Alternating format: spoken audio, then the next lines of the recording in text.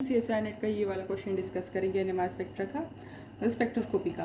The correct statement of the following compound based on the following characteristic spectral data. Okay, अब ये ester का ही है, 1735 होता है, तो इसमें से कुछ भी हो सकता है। आप देख लेते हैं, चलिए ठीक है। H1 NMR का देखते हैं।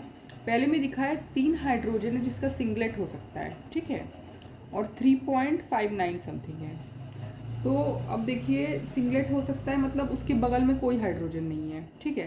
तो देखिए ये वाला हाइड्रोजन है, इसके बगल में कोई हाइड्रोजन नहीं है, ये वाला हो सकता है, ठीक है।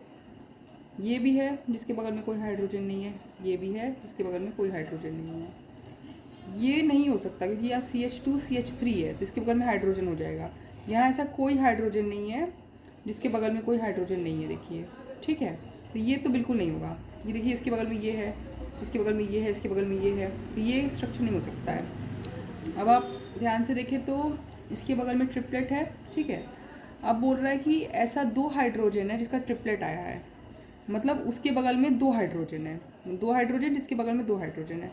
अब देखिए कहाँ कहाँ है, देखिए इसके बगल में 2 हाइड्रोजन है, ठीक है, तो ये हो सकता है। इसके बगल में देखिए कहाँ 2 हाइड्रोजन है, इसके बगल में 3 हाइड्रोजन है, इसके बगल में 1 हाइड्रोजन है, इसके बगल में 1 हाइड्रोजन है, तो ये नहीं हो सकता। ये स्ट्रक्चर भी हट गया, देखिए 2 स्ट्रक्चर आराम से हट गया, ठीक है।